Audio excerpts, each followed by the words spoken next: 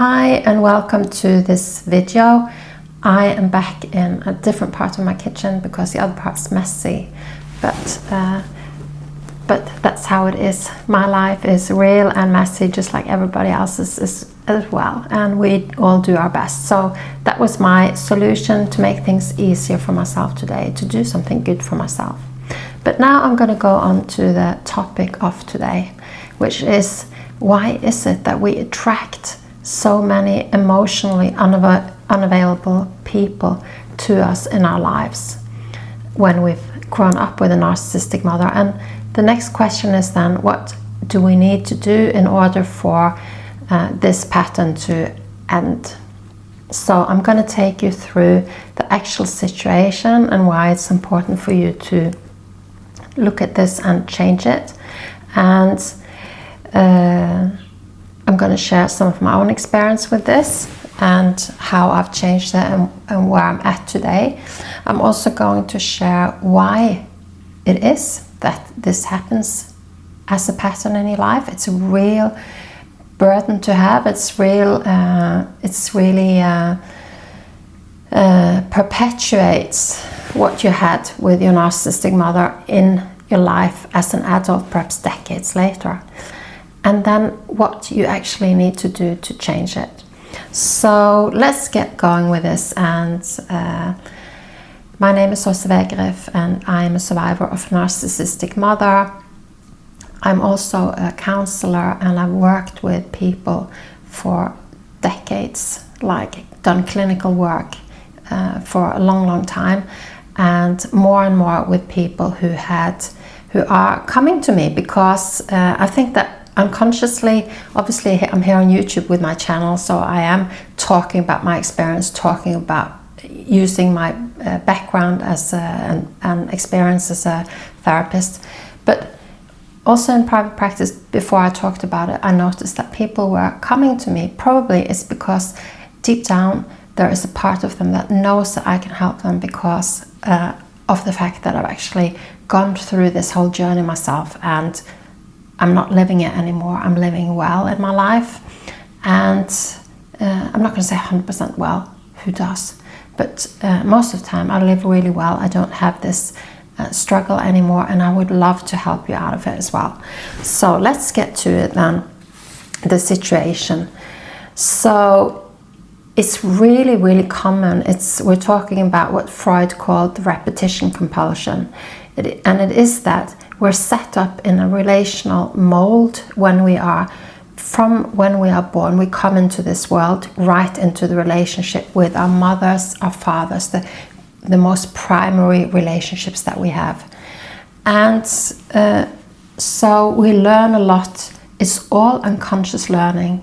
It's not something that we're aware of. We just learn about what relationships are like. So with our narcissistic mothers, we learn to be around someone who doesn't see us, doesn't really care about what we really care about, doesn't really love us the way, she doesn't love us unconditionally the way a normal mother does. So we learn that, we learn to be in relationship and to expect that the other person is not available to us. We learn that this is what it's like, and as children we don't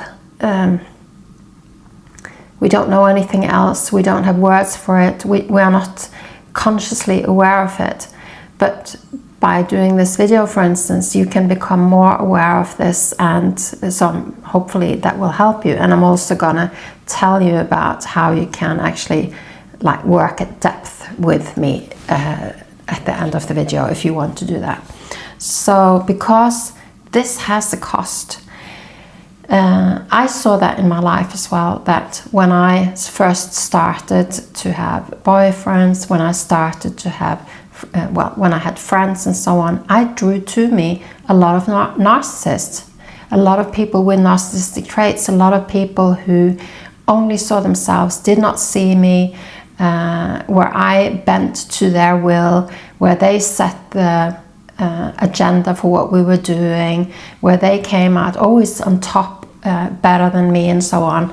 So I've had plenty of being a follower, being a giver, being a listener, being someone who perhaps I wasn't even invited when they were doing something. So there was that disrespect, but I just had never known anything else. So I see this, as a therapist, I see this all the time. All the time I see how people are caught up in repetitional dynamics in their relationships from that particular kind of mold that they've had with their parent. So, but where does it get you to? If you're around emotionally unavailable people, well, then you're not going to get that relationship that you're really longing for. That there is a place in us where we do know the truth, that we are missing out on true giving and sharing, intimate relationship, and where we know that surely we should expect better than this, to actually have people who really truly care about us and who see us and who treat us equally, and so on. So I'm not going to say that this was an easy, quick journey, because that would be a lie. I have worked long and hard to come out of this pattern myself, and time has gone, and I've done lots and lots of training and learning and professional, private, and so on. So, but I do know the journey, and I know that it's also like there's so many layers to it. We're like an onion, and then you become aware of new layers the whole time, and we have to make choices when we become aware of things. But I know that I no longer accept to have people in my life who are not equally giving to me, because I am a kind-hearted, warm, empathic, sensitive, really I really want other people to have the best. But so I also want that for myself. So that is what my internal my internal state is. That is where I'm at. So that means that I have let go of friendships, because it's not just partners. It's also you end up with friends who where you wonder, like, am I actually being treated well? Because it feels like I'm not really being treated that well by other people. It feels, and it hurts. It feels like you're not being prioritized, perhaps, except for when other people find it really convenient to just dump on you everything that's going through them without actually paying you back in a way, like listening to you, or perhaps not being invited because if there are other friends who are available, and then they'd rather be with them rather than you, and so on. So there's so many ways that we can be we can really be hurt by our friends in this kind of situation.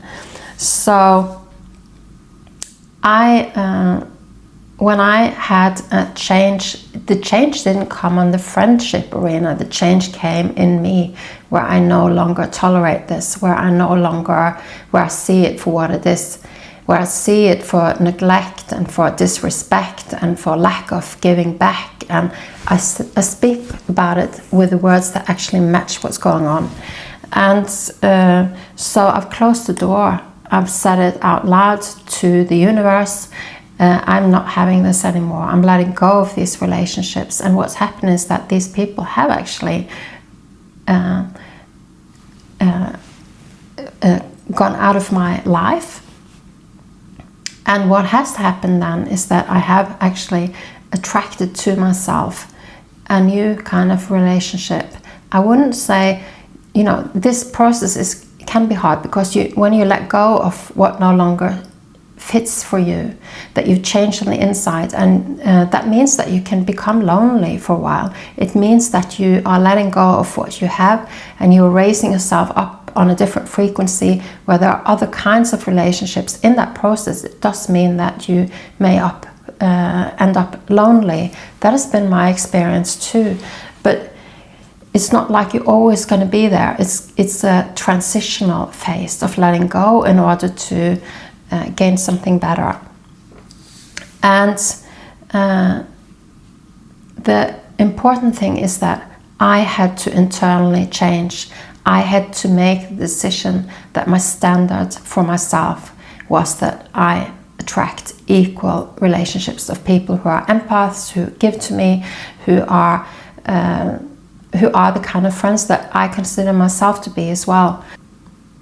So how did I actually get there, that I actually made that change, that I can now say that I'm only going to have equal relationships in my life? There has been this is not a simple step-by-step process. This is many things. That's why here comes in my training as a therapist, because there are many, many things in this. It's not simple. And if I would have just followed the recipe, I don't think that I would have got anywhere.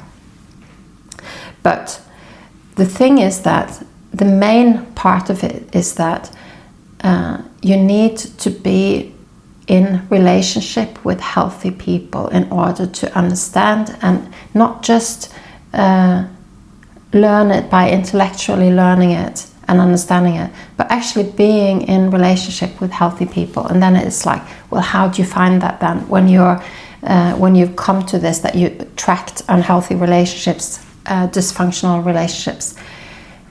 That is true. That is really difficult. That is why there are therapists. That's why there are support groups. That's why there are things like that. And I run a program where there's a community part as well. That is, and live sessions and so on. That is where you actually come closer to me, for instance, and you, or someone else, but like you come closer to someone who speaks the truth, who has the words, the labels to recognize what's going on, who can advise you, who can see through things and put you on a better path. That's what you need until you start to recognize it yourself. And also the other thing is, so there's that corrective relational setting that you need to be in, and that is not easy to find on your own. That's the truth. But if you are in specific dedicated places like this, that's when you can get it. And the other part is that you need an internal process of seeing the injuries that you've gotten from your narcissistic mother as you grew up, so that you can become aware of it, and then you can start changing it into more healthier ways of being with yourself. Because when you change on the inside, your outside starts changing as well, starts improving. So let's go to the next point. Why is it then that we attract these continued repetitional, really painful dynamics to us of emotionally unavailable or emotionally abusive partners to us? Well, even if it's uncomfortable, it's what you know, and it's what your system considers to be safe. It's everything unknown is unsafe. So even if it's painful, deep down there are protective systems that are always operating in us, and we gravitate towards relationships that are similar to this. These are unconscious, mostly unconscious processes. So that's why it just seems to happen, even if you perhaps know better and you want something different. But you can work on this and you can change it. It fits your relational mold that you have, that you're known with. Also, you've blinded yourself as a child. You've learned to not see the lack of empathy. You've learned to not see how you're being disrespected. You've learned to not see someone, the signals of someone who's a taker. These are all things that got erased inside of you because the pain of seeing it the whole time would have been too much to bear. So now you are blind to it, and you need to start learning and seeing the signals again. But it's often very hard to, like, even if you know it from a book or from reading it or trying to become aware of it, it's the actual application of it to when you are in a relationship is easier to this is easier to spot when you are in a supportive environment where you can get feedback on something where you're unsure. So there's also the fact that these people are hiding their true selves. They let you, they perhaps even present you with something really wonderful, and then gradually they hook you in to their patterns. So